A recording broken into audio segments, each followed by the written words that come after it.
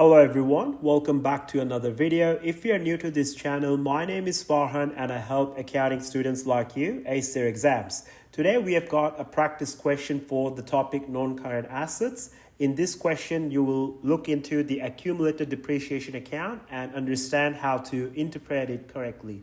We'll also learn to decide on the correct depreciation method used and find the depreciation rate. Lastly, we'll prepare an extract for the statement of financial position and show all the costs, accumulated depreciation, and net book value for the non-current assets. So you can see the question on the left-hand side of your screen, and on the right-hand side, we've got all the workings, which I'll go through and explain to you step by step. With that being said, let's begin.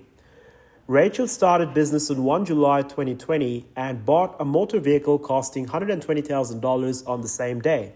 The following accumulated depreciation account is provided for the 2 financial years since the business started operation. So you can see the ledger account which is given to us in the usual format that we're used to, starting with date in the first column, followed by the relevant accounts which we cross-reference in the particulars column. Then we have got debit and credit columns, and lastly the net balance column. All right. Now the first part of the question requires us to state the method which Rachel has used to depreciate the motor vehicles. Now what we could do is to first have a quick glance at the ledger account that is given to us. And we understand that the business started on 1 July 2020, which means year 1 would end on 30 June 2021, right? And for the first financial year, you can see that the depreciation expense that we have incurred is $12,000, which is what is being recorded here. And that ultimately gives us a net balance of $12,000 credit. Then if you were to focus on the second financial year, starting 1 July 2021 and ending 30 June 2022, you will see a depreciation expense incurred of $10,800 for that specific year, which is again recorded in the credit column, and that adds up to the balance from prior year, and 12,000 added with 10,800 gives us a net balance of $22,800 credit. Okay? Now, based on what we have just seen, if you were to simply interpret it, which we are lucky we can do in this case, $12,000 from year 1 is going down to $10,800 in year 2. When we think of the reducing balance method of depreciation, it applies a higher depreciation in the earlier years of usage for the asset. So reducing balance method basically means that depreciation will decrease as you move from year 1 to year 2, and again as you move from year 2 to year 3. All right. So just by simply taking a glance, we could say that the method used is the reducing balance method. But we can also do some extra workings to validate why we would have selected the reducing balance method anyway. Now, let's look into the workings on the right-hand side. So the first financial year starts on 1 July 2020 and ends on 30 June 2021. And the depreciation expense incurred for that financial year is $12,000, which is what we have picked from the ledger account, right? And based on the first sentence of the question, we know the cost of the motor vehicles is $120,000.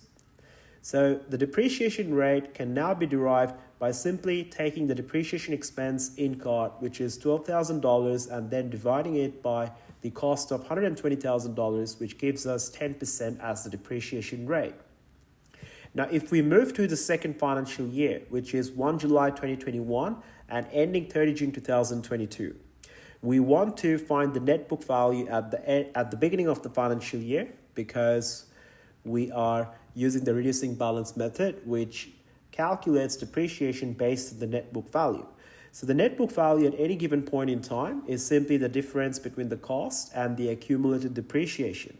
The cost is $120,000 as given in the first sentence of the question, and then the accumulated depreciation that we have at the beginning of 1 July 2021 is the depreciation expense we incurred for the financial year ending 30 June 2021, which is the year, most recent financial year that had just ended, and the depreciation expense that we derived ourselves.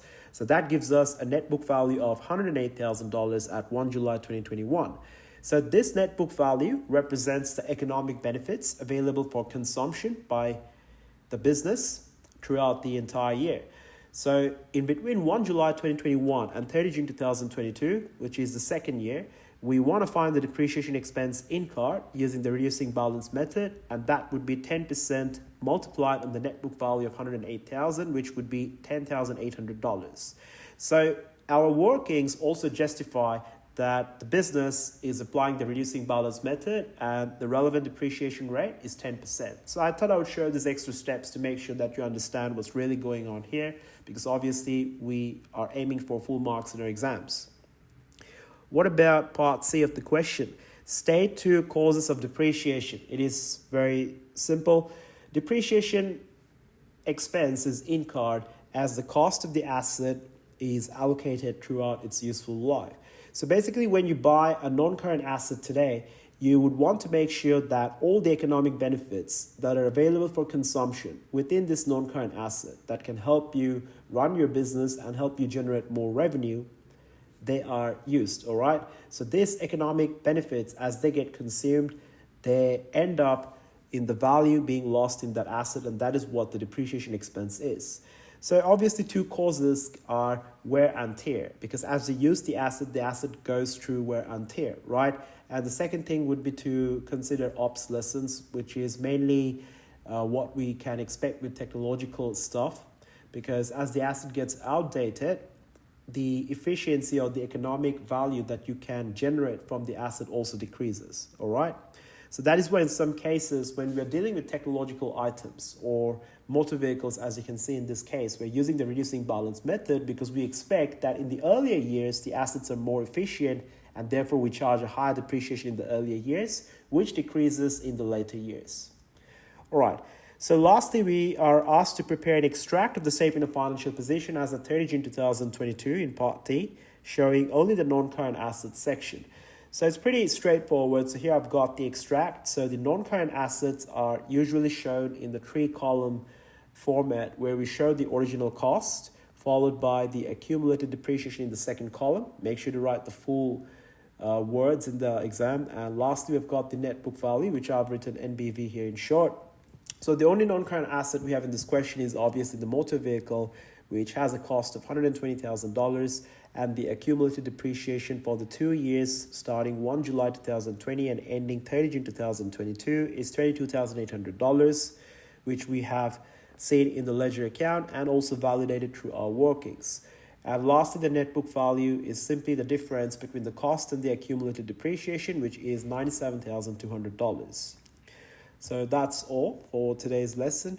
If you found value in this content, make sure to drop a like and subscribe to this channel, and be sure to check out all the other videos that I've uploaded for the specific topic and other depreciation questions. With that being said, I'll see you in the next one.